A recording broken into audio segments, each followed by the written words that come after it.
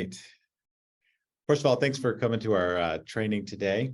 I want to help you guys discover how to get as many leads as you can handle. Would that be good?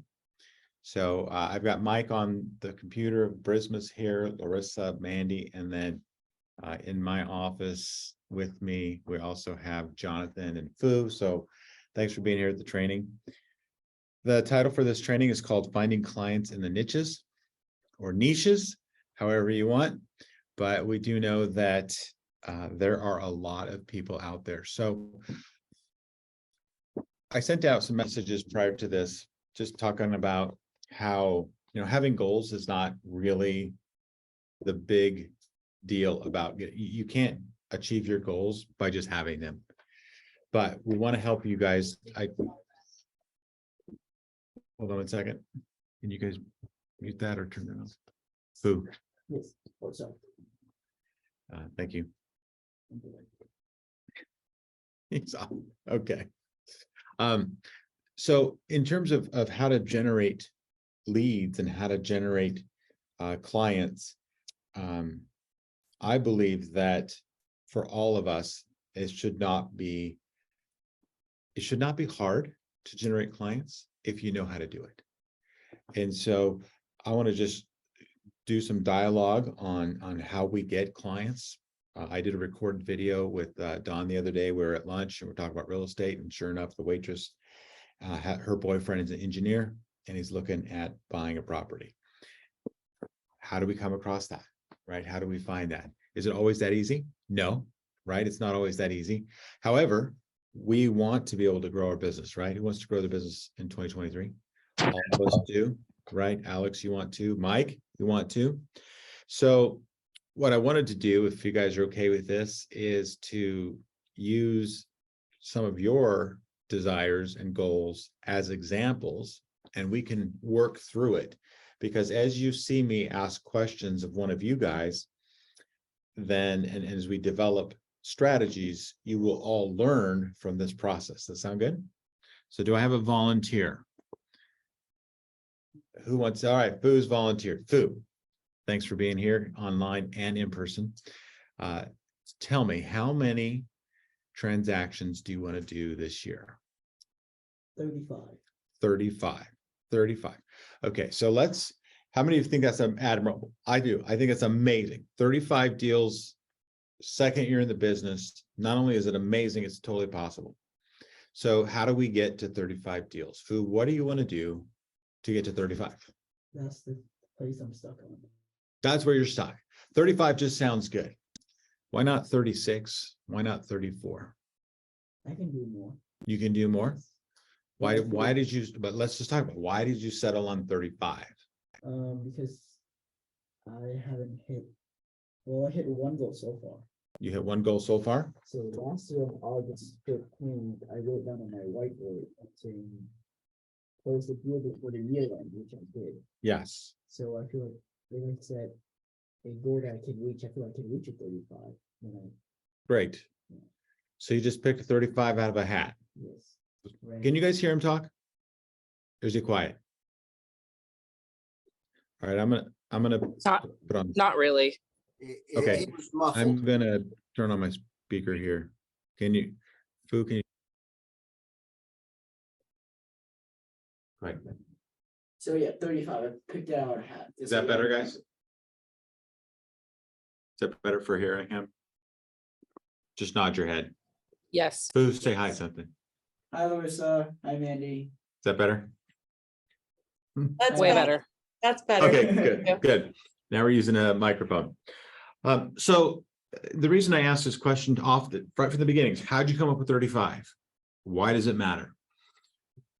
Why does it matter? Because you have to put a reason behind why you want to get to 35. Honestly, picking 12 is just as hard to get to as 35 if you really don't know the answer as to why you picked 35. So all of you need to know in looking at this year's goals is not only what your number is, but why. If you think 35 is attainable and that's the reason that you picked it, fine. But if you really want to get to 35, you have to decide what is the bigger picture behind 35. Is it a certain dollar amount, which for many of us in sales, that's what it is. Like, I want to make $1 million. And so I know I need to get to a 35 to get there. Is it because that number is significant to you? You know, some people say, hey, I'm turning 35 this year. I want to do 35 deals in my 35th year of life, right? And so there's a reason tied to a goal.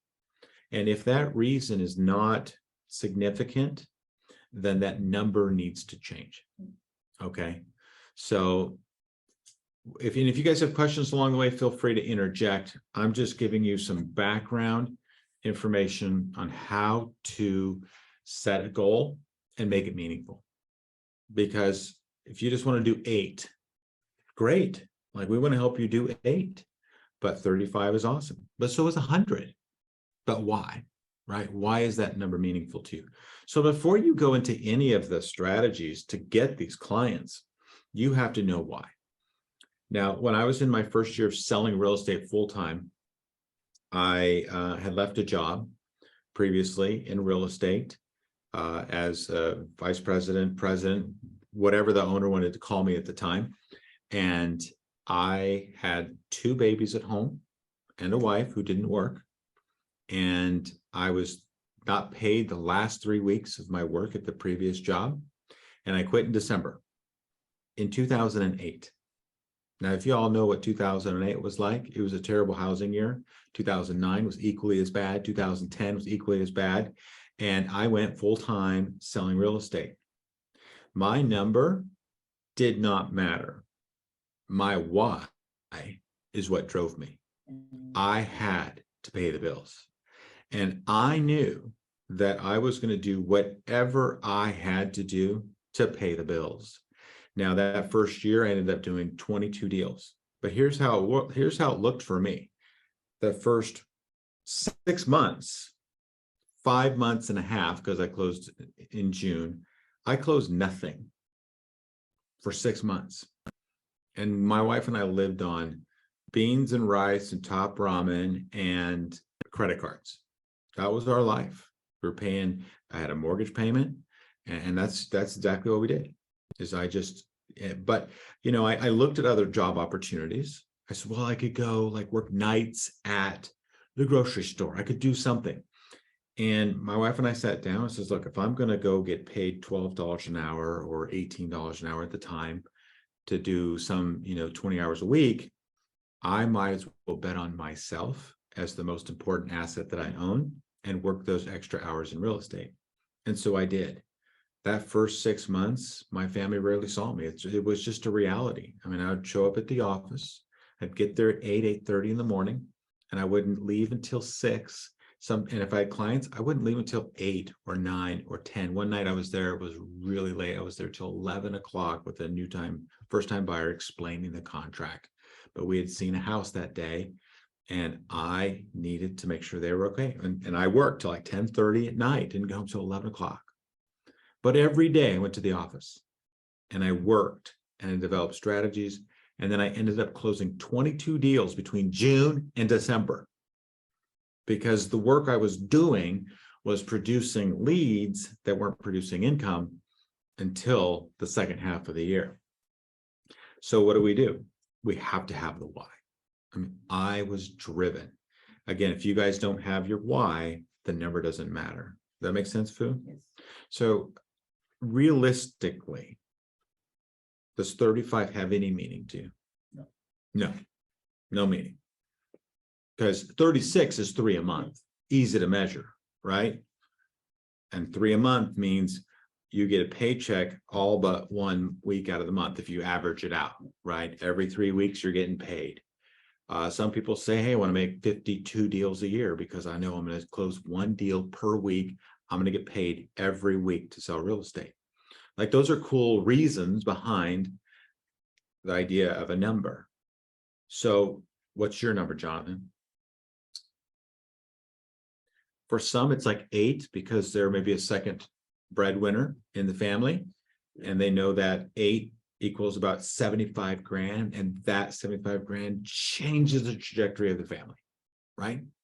For some, it's just I need 4 because I need supplemental income because I'm not making what I used to make, right?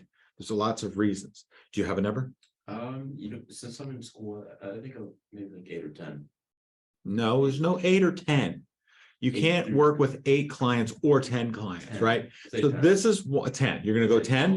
You're going 10. I'll go 10. You're going 10. Why not 12?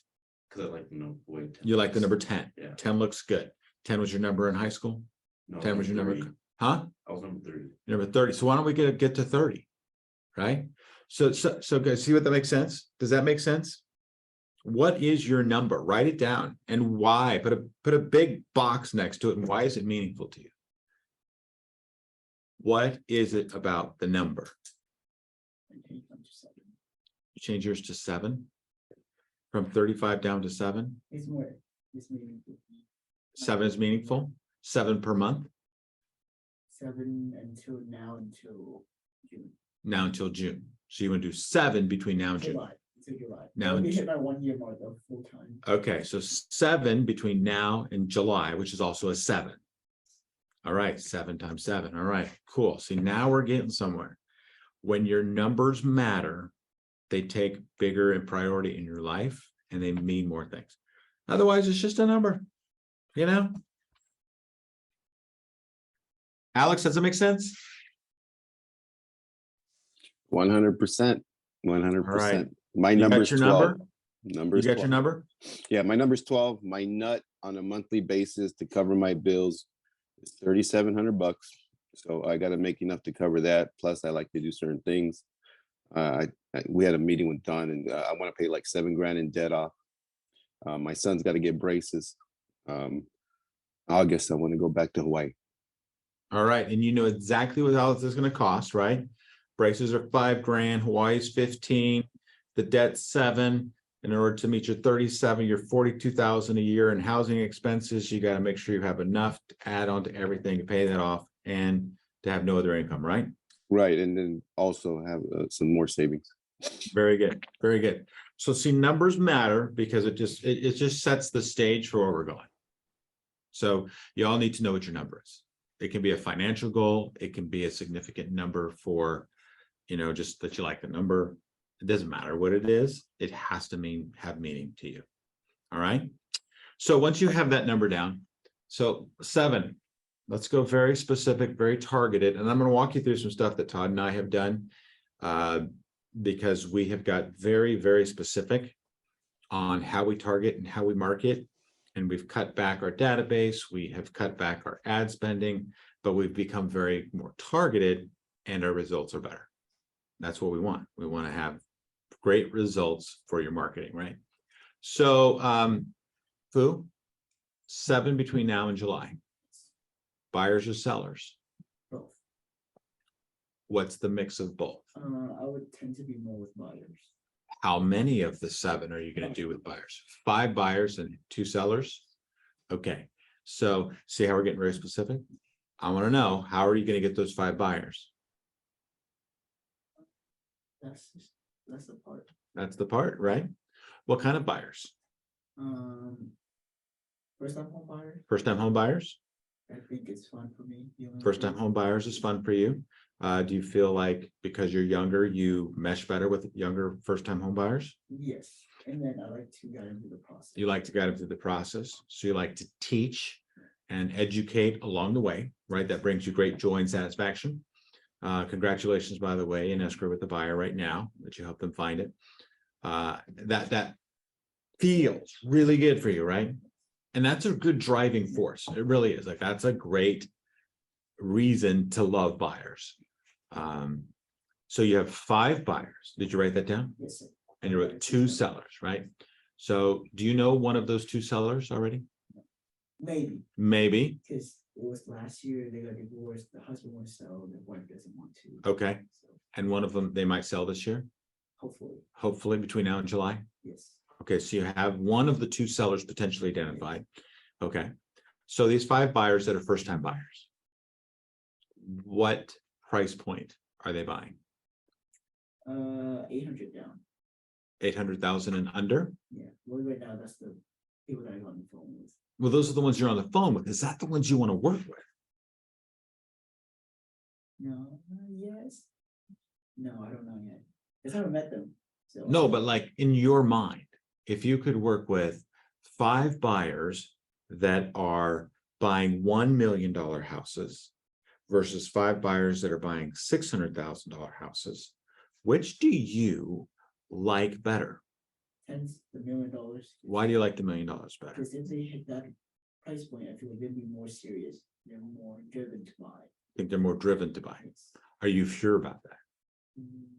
no, That's Yes. just a gut. this is a gut feeling. Okay, but you don't know. I don't know. Okay, but you're working with some pretty young buyers right now Yes. in the 600,000 range. Would you say they were motivated or Yeah, serious? they are very much- Right? Yes. They are, aren't they?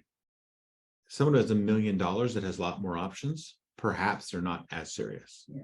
It could be counterintuitive.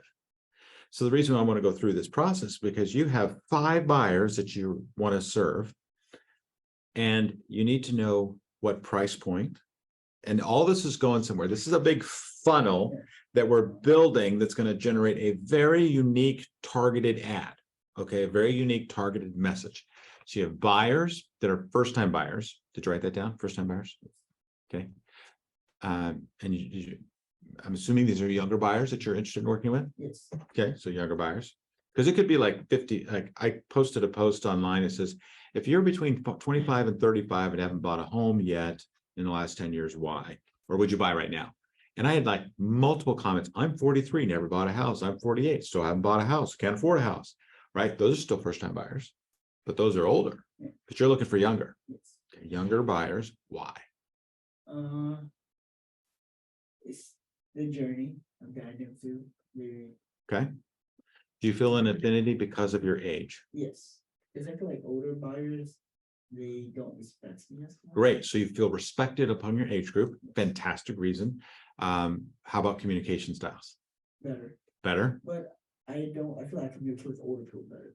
Okay. 'Cause Phone, text, email. Which do you I prefer? like phone call. You like phone calls.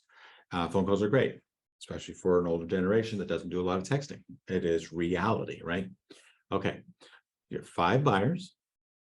What price point? 800, 900. 800, 900. Where? And typically Fullerton, York, Belinda, Anaheim. Fullerton, Yorba Linda, Anaheim. Great. And now that we have a younger buyer looking in 3 specific cities in a specific age group, what does that mean when it comes to marketing? And to market those areas, You need to market those areas those age groups. in the place where those age group are, and what social media platform, what do they use to find those properties? Where are those buyers residing right now? Like, how are they spending their time? I think they're. Where are their eyeballs? Oh, on Instagram, They're on Instagram. yes. And then if they look for homes, I don't think they typically go to Instagram, they go to Zillow and other stuff. Okay, so Zillow, Redfin, Realtor.com. Have you asked your buyers where they prefer to get their home search? Okay, good information to have though, right? Okay. You guys, you find this helpful so far? We're dialing down where he's going to find his buyers. If they're on Instagram, guess where he needs to go? Instagram. If they're on TikTok, guess where he needs to go? TikTok. If they're on Facebook, TikTok. You need to go where your buyers or sellers are. So let's create a list of things now in your specific area that will help you get 5 buyers. Okay. You have a younger buyer looking at Fullerton, Anaheim, or Yorba Linda. And do you want them to be pre-approved or not? I can work with both. I can refer them to more, Okay. Which would you prefer to put in your car or to meet at properties? Approved or not approved? approved. Approved, right? Okay. So all of these things matter, because when you start to work on your messaging and your niche marketing, you have to communicate specifically to that buyer And the more targeted, the more specific you are, the higher conversion rate you'll have. Okay, you will have a very high conversion rate. So when you speak the language of your buyer and you answer all of the questions that your buyers are having, you're gonna get buyers to call you. I had a client that moved to Tennessee. They wanted to be in a very specific, exclusive neighborhood. You know how they found their agent? Alex, can you guess how they found their agent? Mike, can you guess? Lorena, can you guess? Brisma, can you guess? Golf club. They found him at the golf club. It has a golf club. It definitely has a golf club in there. I think my turn to talk. Google. Google. Okay, Lorena's got Google. Mike? Mike's muted. So if you, yeah, you're muted. There you go. All right, I said sign in the yard. Sign in the yard. Mandy, I'd say Facebook you say Facebook, or social media. social media. Okay, Lorena, you're on twice. Brisma, how do you think they found him? I say social media as well. I find so many people off social media nowadays. Okay, social media. Larissa, how do you think you found him? How do you think they found their agent? Zillow. It says referral. Alex, what did you say? I said Zillow. Zillow. Okay.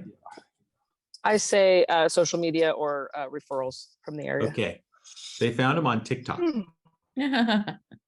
TikTok was the place they found him because this is a younger buyer. They have one child, but she loves Disney and like she's just all over TikTok all the time. And she wanted to be in that community, and she found an agent that talked so much about that community, about the golf club, about the lake, about the community center, about the families, about the homes, of course, about everything. And we were trying to help her find a property, and she ended up going with that person because she felt such an affinity towards that person, and that person was the expert in that area. And she ended up buying a house with that person, like a $1.4 million house in that community with the TikTok agent. What did that agent know?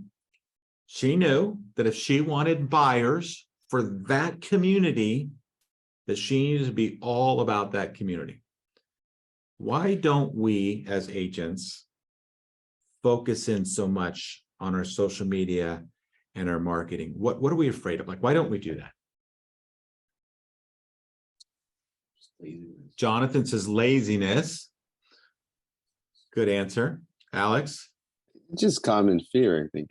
Basic fear. Like Yeah. you want to sound like the individual that knows everything about your city, but you don't want to say something wrong. Okay, great. Yeah. You want to say something wrong? But sometimes it's too much and I don't know what to focus. When there's too much, you're overwhelmed with how much to focus on. Okay. So let's go back to Fu. Fu, if you want buyers who are going to buy in Fullerton, okay, and they're first-time buyers, how much of your social media should be about Fullerton? A lot. A lot. Do you think there are 7 first-time buyers that are going to buy in Fullerton between now and July? It should be. Okay, there should be. I'm pretty sure. I'm pretty sure that there's going to be 7 first-time home buyers buying in Fullerton between now and July. I mean, there's going to be on average 40 to 50 sales per week, per month. So there's going to be 300 sales in Fullerton between now and July. And I think 7 of them are probably first-time buyers. I'm just guessing. So let me ask you a question. Fullerton, Anaheim, or Yorba Linda? Okay, so if somebody were to come to your social media and they say, wow, this person knows everything about Fullerton, and now you can concentrate not only your expertise, but your marketing and everything on Fullerton and all the highlights of Fullerton and all the benefits of Fullerton, do you think you have a better chance of converting 7 buyers to Fullerton, or a better chance of converting, let's say, 1 to Fullerton, 2 to Anaheim, 2 to Anaheim, and maybe 1 to Mission Viejo because they just like your stuff? Which is better? focusing on like one town, right? Does that make sense? Alex, where are you going to find your clients? Lorena, buyers or sellers? 50-50. 50-50. How many of each? 12 and 13. 12 Sorry, and 13 and 13. So 26. 13 and 13. All right, we're at 36, 3 a month. So, Alex, where Yes. where buyers or sellers? Sellers. Sellers. Yes. Great. So hopefully this helps you, Fu, right now in narrowing down where you're at. I'm going to go to sellers in a second with Alex, but Fu, if I were you, I would say, what's my strategy for attracting first-time Fullerton buyers? And focus exclusively on that. Because you may find that there's 25 first-time buyers that end up liking you so much that you double or triple your goals because you've done such a great job of narrowing in. Guys, I found that the biggest reason that agents don't narrow in is because they're afraid of what they're losing rather than they're focusing on what they're getting. But if I focus on Fullerton, I'm going to miss that Anaheim buyer. Yeah. If I focus in on Fullerton, I'm going to miss that Yorba Linda buyer. If I focus in on the $800,000 first-time buyer, I'm going to miss the $2 million seller. Right? And so we end up trying to be all things to all people, as opposed to being 100% in on one thing and attracting everybody to you that says, you've got to talk to Fu because he's the guy that knows every neighborhood in Fullerton. Okay, does that make sense? So your marketing is, most agent marketing is spaghetti on the wall. It's a little bit of everything mixed together and throw it on the wall and hope it sticks. And it just makes a mess. So, Mandy, you want to say something? Yeah, so what would you suggest if, like for me, that I don't know any neighborhoods. I don't know anything about areas. Neither do your buyers that are moving into the area. So Okay. you need to go and discover it and document it and talk about things. Go meet business owners, go join the Chamber of Commerce, go to local restaurants, go to the coffee houses.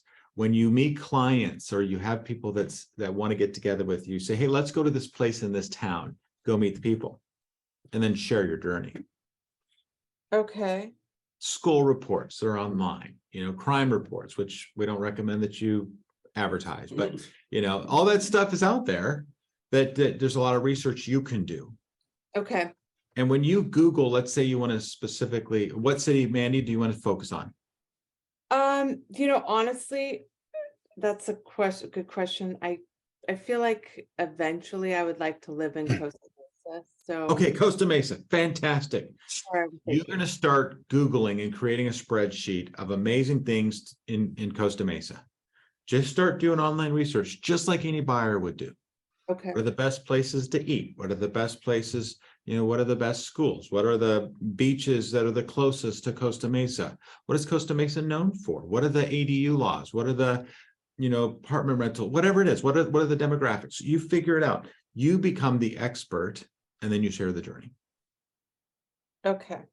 Because we have this imposter syndrome that says, I really can't put myself out there as an expert until I know everything. Guess Right. what? Nobody knows everything. So you just share what you know. And then people like, oh, Mandy talks about Costa Mesa all the time. I need to talk to her. Hey, Mandy, I have people, because I live in Yorba Linda and I was on the board of directors at the Chamber of Commerce. I had people call me and say, hey, what's going on that intersection over there? We figured you would know. Because you're Mr. Yorba Linda, like you're the guy. We figured you would know. So I'd start getting calls on everything about anything because they figured I would know. Hey, there's a new housing law coming up, Aaron. We figured you're Mr. Yorba Linda. You're going to know what's going on. Because you niche, you focus. Okay. Question. Yes. So when let's say you're doing it, you're putting it on social media, are you tagging or at City of Yorba Linda. Yeah. Hashtag Yorba. Okay. Just want to make sure. Absolutely. Yeah. Tag the local, tag the local businesses that you're eating at, tag their Instagram, hashtag Costa Mesa, hashtag, first time buyer, hashtag downtown Fullerton, hashtag living in Fullerton's cool. You know what I'm saying? Like you get very focused and very niche. That's where you have to be to achieve your goals this year. It's all about cutting through the noise and being very, very, very specific. Because when I know a buyer's looking to buy in Fullerton, they're not looking to home prices in Fullerton, Anaheim, Yorba Linda. Fullerton, it's all I want. They don't want any confusion. They don't want any noise. They don't want any distractions. They're narrowing in on something very specific. First-time home buyers are Googling questions. How much are closing costs? What is it? What do I need to do to buy a house? How do I get a loan? Do I need a loan? Are there sales tax on homes? I mean, there's all these questions that first-time buyers ask, and you have to answer those questions if you're going after first-time buyers. And specifically, are you our first-time buyer looking to buy in Fullerton? Let's talk about that. Fullerton's a great place. There's multiple neighborhoods, blah, blah, blah. And then you can start doing neighborhood specifics, right? Does that make sense? Does that see how we are narrowing down the idea? What did Lorena just say? She typed something there. From Georgia, who from me, Anaheim Realtor. Hashtag. So you got a referral from a Georgia Realtor because of your Anaheim hashtags. Sweet, right? Now if it was /Anaheim, hashtag Anaheim, Fullerton, Yorba Linda, Orange County, Buena Park, it just doesn't work. And we're afraid of missing out, so we don't specialize. You have to specialize if you're going to grow your business. So right now, just so you know, Todd and I have 2 active listings. One is an apartment in Placentia, because we specifically blog and talk about multifamily apartments that we've sold. And we sell 4 to 6 a year. Okay. And we're in Placentia. Okay. So they found us online. Todd and I went to our website, called us. We have another one that came through my church. Great affinity. Like if you have a church group that you belong to and they trust you and they like you and they love you, which they should, you're going to get good referral sources from there. We've got one that we just signed this week that is coming through our radio ad. Somebody who's moving out of state. I have one that I'm going on this afternoon to take in Riverside that has heard our radio ad that is moving. They were going to move out of state, but they decided just to move, but they remembered the ad. We have another one that's coming up in Yorba Linda's past client, and another one is a referral from someone in the church group. So I have 6 listings. Can any of you tell me what my love is and passion is in the real estate world? Any of you know? I mean, you guys have known it for a long time. What do I love? Lorena, she's got a smile. She knows. What do I love? Sellers. I love sellers. I always have. I love it. Buyers, not my favorite, unless they're selling a house and they need to buy something, right? Those are usually the buyers I work with. I have 6 sellers, and we got one more, past client going live next week. 7 sellers that will be on the market between now and February 1st. Do you think that happened by accident? No, because I have a very targeted, very identified niche market. I like working with sellers who are typically in the same faith as me, because I advertise in churches and Christian radio, who want to move out of state. That's who I advertise to. Now you tell me, is that a very specific seller group? Yeah. You look at my sellers last year, I get no referrals locally because they all leave California. But my sellers hear me on the radio. We go out there for a 2.5 hour listing appointment. because we're talking about more than just sale. We're talking about everything. I mean, we have immediate affinity. We feel like we're friends, and then we end up selling their properties and they leave California. Am I leaving out every other seller who wants to sell and move up or downsize? Well, I'm not talking to them specifically, but did we do a lot of that too? Absolutely. Because that's the overflow of a very hyper targeted market. You're going to get referrals from people that like you, know you, trust you in the other areas that you're afraid of missing. So Lorena, where do you want your sellers to come from? What kind of sellers? Alex, where are your, and what's your breakdown, Alex? You want to do 12, 6, 7. What's the breakdown? Oh, you're on mute. Both of you on mute. For me, it's 8 and 4. I really want to focus on listings.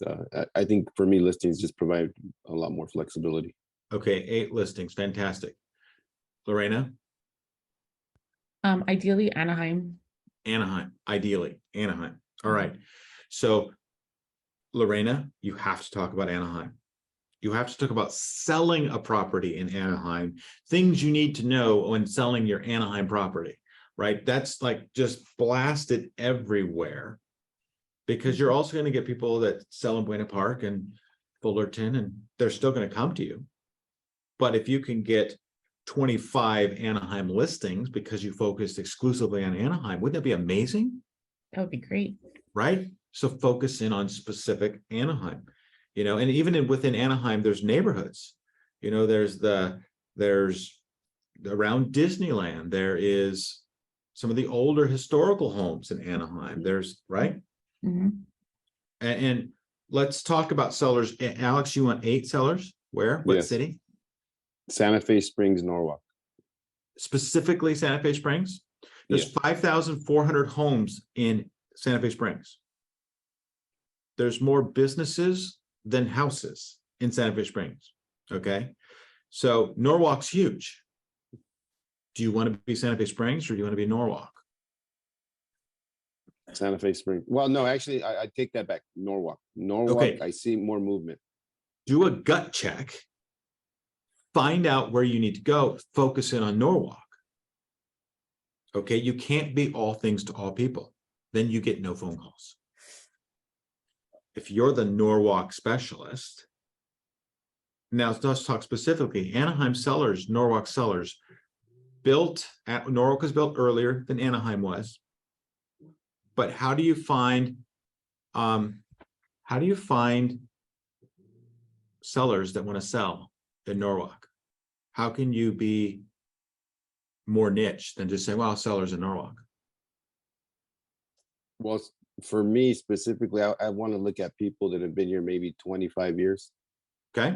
I think that, I don't want to say they're tired, but the area has changed, and I think a lot of people that bought within that time frame, they're ready for that next step in their life, retirement, or they're just moving away.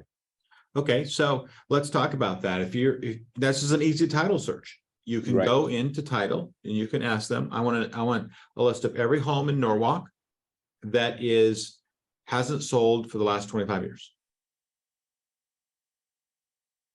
Right. Then you can do a marketing piece via mail or a Facebook ad that says, have you owned your Norwalk home for more than 25 years? What kind of questions does a homeowner who's had their house for more than 25 years, what kind of questions do they have? It's different than the guy that just bought last year. What kind of questions does that homeowner have? Taxes is a question that has come up. You know, how the laws in regards to tax, how it's going to affect them on their new purchase if they stay in the state. Okay. What's the process? I haven't bought or sold a house in over 25 years. Great.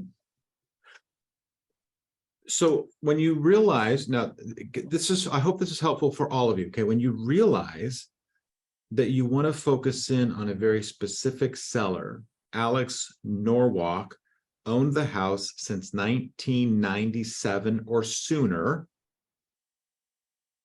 That's 25 years, 1998 or sooner, right? They bought it 1998 or before. Mhm. They do have specific questions that they're going to ask that the guy that sold 2 houses since then is not going to ask. Like repairs? Huh? Like repairs?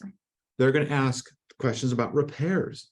They are going to ask questions about, if you've owned your house 25 years, you have a capital gains problem. Mhm. Call us to talk about how capital gains affects the sale of your house. That's a pretty powerful postcard that could be targeted to 300 people. If you've owned your house since 1998 or sooner, you've got a significant tax problem potentially when you sell your home.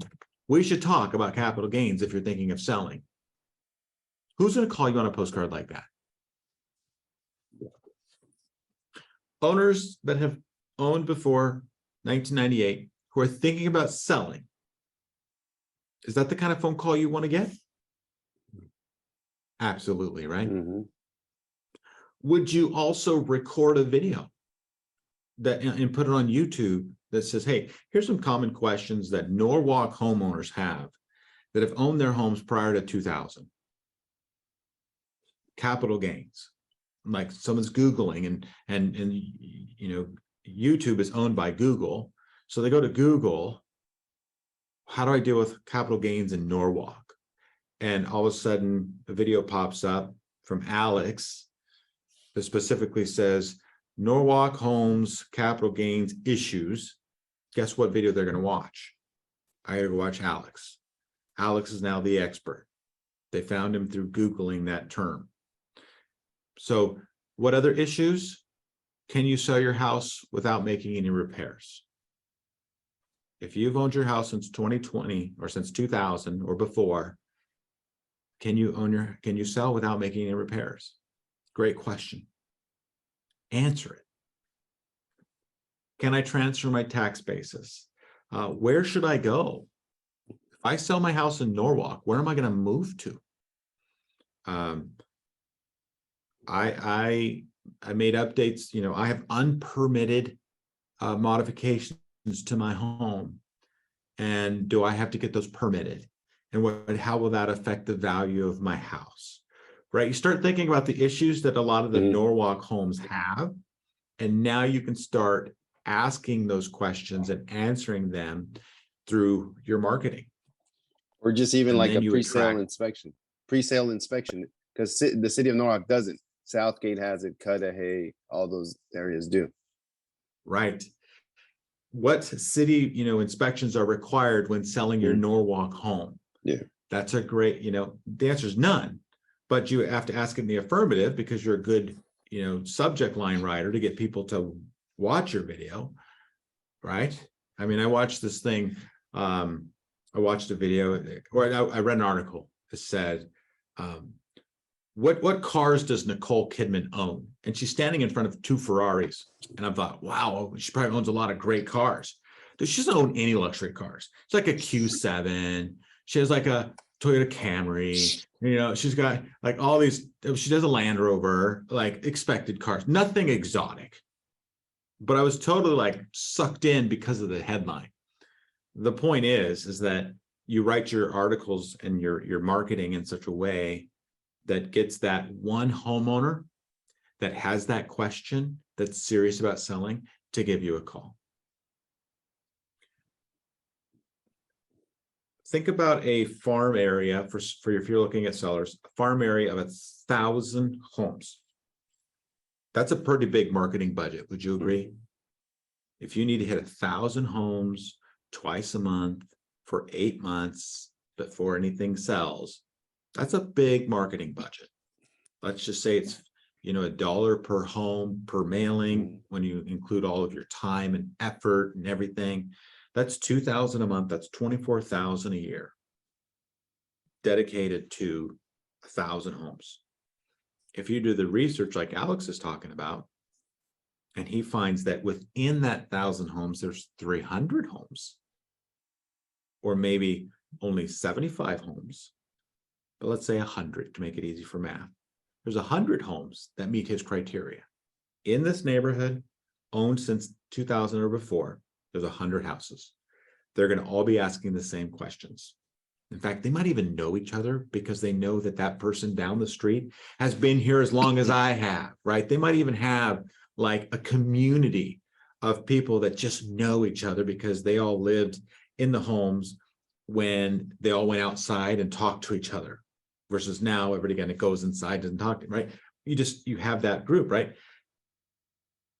Is it better off for him to spend $2 per mailer on nicer quality, bigger stuff, better stuff per mailing twice a month, if he knows that he's going to have a higher conversion rate because he's specifically asking the questions and answering the questions that that market has? Which is better? 1,000 homes, just kind of generic marketing pieces, or 100 homes specifically targeted, identified? 100 homes, right? The 100 homes. Because you could do it $2 a piece. You're doing $200 per marketing drop. You got 2 of those a month. That's $400 per month to 100 homes with a higher conversion rate. And then once you get one, you can say, hey, this person answered all the questions. I got it, and then they know somebody, and like, you know what? I know my cousin, Edith. She's in Buena Park, and she's owned the house for 25 years too. Do you think that that applies over there? Well, let's go talk with Edith, right? So you focus in. What other kind of niches need targeted advertising and marketing? Probates, deaths, tax liens, Okay, tax liens. Who are you gonna? NODs, What was that? NODs. Notice of defaults. Okay. So how would you target some of those? Well, for NODs, if get some information with the title company, see who was recently filed, and then put together an introduction letter, and then what I've done in the past is I gotten FedEx envelopes, and then a introduction of myself, what's available to them if they want to chat, and then I'll leave it at the door. Yeah. Maybe I should knock. Actually. So that's probably a better thing. Well, here, let's talk about that, because first of all, by the time the title company gets it, it's way too late. Mm-hmm. There are other companies out there that sell that data through a paid subscription where you can get notified the day of. Sure. The day it gets recorded, they're searching all the stuff, and they'll send you notification. They'll send you what happened, how much is default, what's behind, everything. There's data companies that you can buy that from. So if you're going to niche market in that one, you have to go that route, not title companies. I sold a house that had an NOD filed from a tax lien, and it was bad. And I can tell you there were about 18 official looking letters, some handwritten, some in, fake FedEx lookalike envelopes that are at the door, hand delivered. And I still got the listing because it came as a referral from somebody else. But you're not alone in that target market, Alex, because there are thousands of agents that have this as a strategy, and they have gone to courses and paid thousands of dollars to figure out how to become the next bank repo agent, and they are right there competing with you. Okay. One of the best strategies I have ever found is to go where agents aren't going. Go where agents aren't going. I went to a seniors real estate medical resources networking group for 2 years. Everybody in there was pertaining to the senior services housing market. The meetings hopped around at these assisted living facilities. Different ones would host these facility, these meetings. And there were, palliative care specialists. There were, end of life services specialists. There were funeral home directors. There were, other assisted living sales reps. There were pharmaceutical reps. There were drug reps. There were, everybody pertaining to helping people that are older that need services. Guess how many realtors were in that room of 100 people every time? One or two.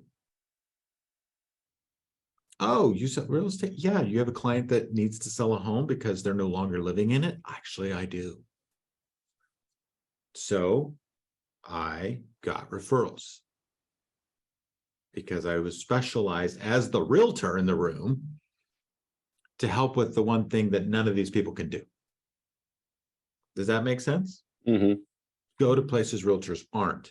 Now, it's almost impossible. Like you go to a BNI group, you're the one realtor that's supposed to be in the group, right? There's some of these networking groups where you're the one realtor. There's one lender, one realtor, one insurance, one whatever. And there's 17 or 18 or 20 different industries represented, and you're the only one, and they're supposed to give you the referral. Great, do it. But when it comes to your marketing, if you don't have, I just want to go back here, you don't have your why, your big, why does that number mean something to me? Plugged into the details of how many buyers, how many sellers, and then segment that down into specific cities, specific types. Your marketing is going to be a splatter graph of nothing.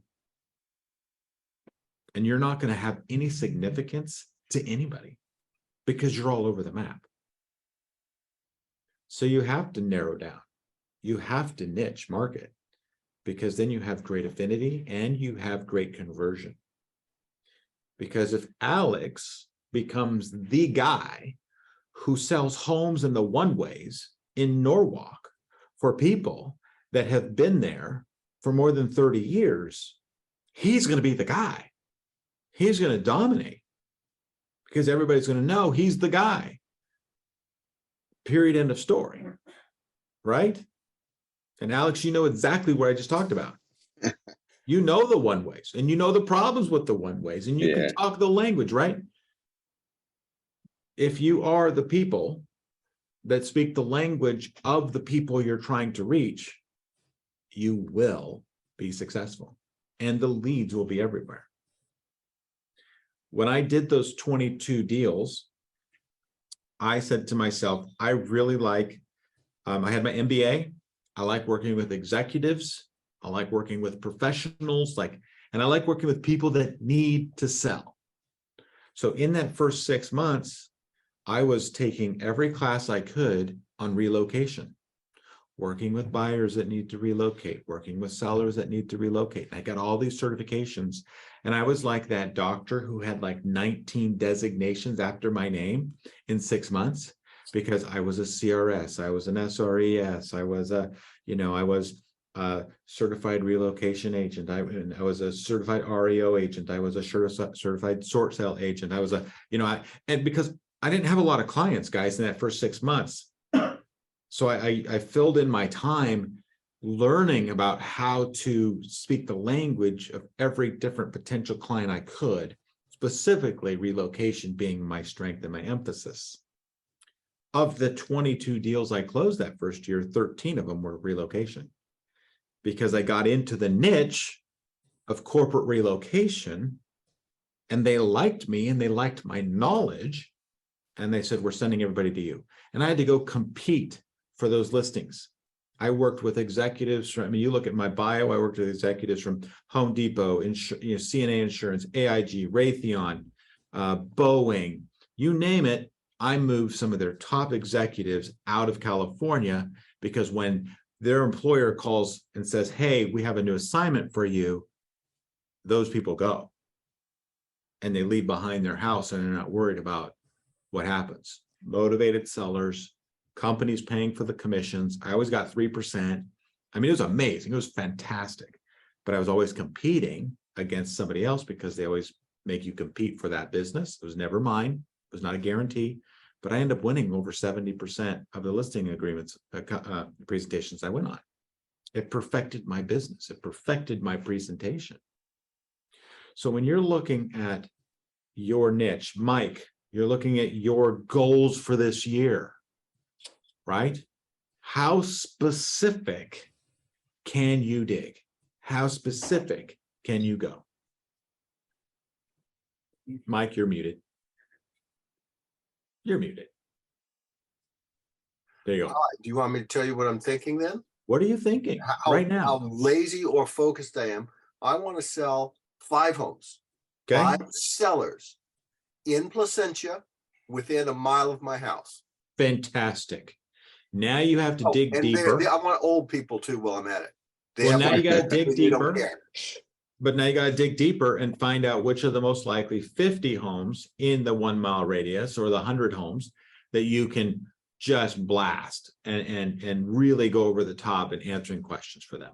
Okay, Mike? I mean, we have to get very narrow, very specific.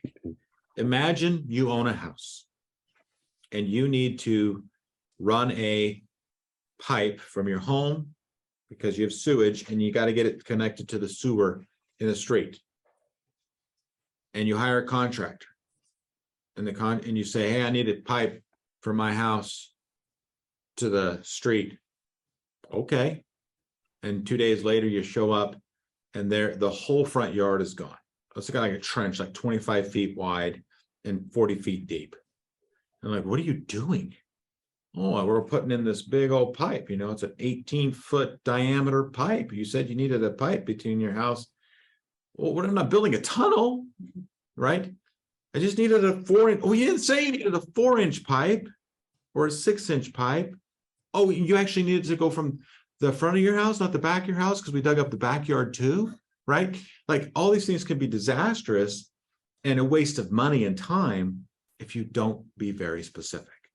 I need to connect my house from this spot to that spot in the street with a pipe this long, and I want it straight and at an angle. You know, you don't want like those old games where you used to play and the pipe goes like, right? You don't want that. Because some guy's going to get paid by the pipe and he's going to figure out how to get 1,900 feet of pipe in your front yard versus the 22 straight, foot pipe. Make sense? Like you have to niche, because when you do that and you start to speak that language, I'm going to tell you, that's when your phone starts ringing. That's when you start getting the people that already feel like they know you, like they like you, and they already trust you and your knowledge of the area. Things matter less, like age and what you look like and what you sound like. That matters less when you become the subject area expert. Nobody cares about anything except your knowledge.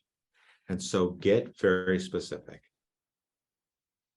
I hope this was helpful to you. Do you guys have any questions here? I don't want to take up too much of your time, but what I have found is that the more narrower you get, the more ideas you have about how to reach that market. Mm-hmm. And then you just have to implement it. You write down 18 questions that sellers and buyers are asking in that specific neighborhood.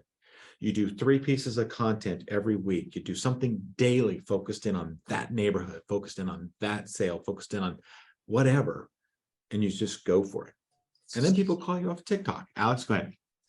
And I was just going to say, like, I lived in Norwalk most of my life, but the Walmart closed, the Food for Less closed, CVS closed. Like, those are things me as a citizen of the community, like, what's going on with those buildings, right? Mm-hmm. So I think I'm gonna do a video on that, because I think just maybe that'll start a conversation. Because I mean, do we do a video on homelessness too, or no?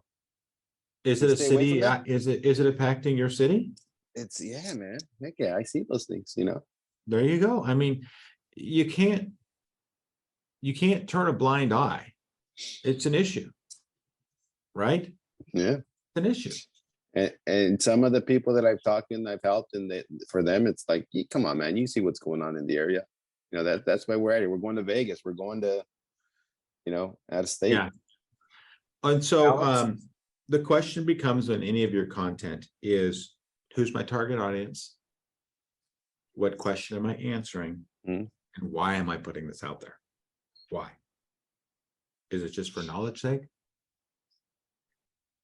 One of the answers might be the reason why is because it makes me the industry expert. Great. Mhm. Be the industry expert of all things in that town. Great. You know, it's not necessarily talking about the closed Walmart trying to find a seller. Like that doesn't really like that's Right, match. but that's the silo of I'm the neighborhood expert, you know, and you can create silos if that's helpful for you to organize your marketing. Like, what are the area expert topics that I can talk about? Businesses coming, businesses leaving, you know, buildings being torn down, new home developments. Like that's, you know, and then I could talk with specific to seller questions from 1998 or newer. That's a silo, you know. And then if you have a buyer that's looking in Norwalk, why not? Because you could double-ended property. If you have buyers in Norwalk and you have sellers in Norwalk, why not talk to buyers in Norwalk? And that's a silo. And all of a sudden you build a little, you know, three column chart on a piece of paper. You probably have 40 to 50 to 60 ideas that you can put into action. And you will have more ideas than you can actually have time for. And then don't let it just sit there and make you nervous. Oh, just start on one. And I heard a great tip from a great social media person, has a lot of followers. She said, when you start doing your videos, don't introduce yourself. Hi, I'm Aaron. We know who you are. We're on your channel. Mhm. Just start talking. I'm standing here in front of Walmart that just closed down. Homeowners in Norwalk want to know what's going on. Here's what I know. Ba-da-da-da-da-da-da. If you have any questions, comment or call me. Done. I wish there was a question. Yeah, start with, but what I'm saying is you don't have to say, hi, I'm Aaron, you know, and Right. I realize I do this a lot. Hi, I'm Aaron with Impact Properties. Yeah. Like, no, like just cut off, just straight launch into the topic. They're already on your site, on your video channel, on your something. They probably know who you are. If they don't know who you are, they're going to go Google to see if they can find out who you are, which is even better. Do all of you guys have TikTok? I don't have a TikTok. I don't have TikTok. I want to make one tonight. I don't have TikTok. I don't Yeah. have TikTok. I don't even know how to use it. I have a friend that's a realtor, and I think Lorena knows her too. But she did a video on how to make tortillas, and she got out of it. She got what? She got a listing of how to make tortillas, fresh tortillas. There So you go. you just never know. Yeah. There That's you the go. That's the power of social media. That is, Esmeralda that is. did it, Lorena. Yeah. So in connection with the text I sent out, did I answer all those questions that we had initially talking about? I'm just saying here. Having goals isn't good enough. Doesn't help you achieve them. You have to create niche markets and talk to them. And then earlier in the week, I said, how many sales do you want to have? What strategies do you have to use? And what is your big why? Okay, I think we answered all those questions. Hopefully this was helpful to you guys. Then the last thing you need to do the next thing you need to do, write down your content pieces and just start doing it. Don't wait for perfection. Don't wait till you have everything done, all 85 pieces. You get one, send it out. Calendar on your time, calendar on your weekly schedule, time to create content and then post it throughout the week. Don't wake up every day and think, what I got to do today? What do I need to post today? No, like Monday morning or on a Saturday night, not Saturday, but on a Sunday night, like think about the whole week. What's coming up this week? Oh, Thursday's a holiday. What content I'm going to put out for that holiday? You know, Cinco de Mayo's coming up. Alex, you should probably have something in Norwalk about Cinco de Mayo, right? We just know the demographics of the town. Yeah. Right? We have other things where you start, okay, that's what I got to talk about. Best ways to celebrate Cinco de Mayo in Norwalk. Right? That should go out like 3 different posts, May 1st, 3rd, and the 4th, you know? Great ways, best places to celebrate 4th of July in Anaheim. Best restaurants open on St. Patrick's Day, right? You have all of these things now, if you're the area experts, where you can begin to really identify and start to talk specifically. You know, my 5 favorite restaurants in downtown Fullerton, you know, that kind of thing. Does that make sense? Yeah. Let me encourage you. Narrow your focus to go wide. Narrow your focus to blow up your business. Narrow your focus to achieve your goals and then some. If you're not narrow, you're shallow and you're wide.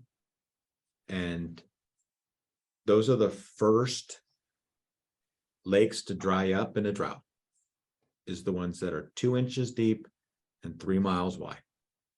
It's the deep watering holes that have lots of water that go deep that last.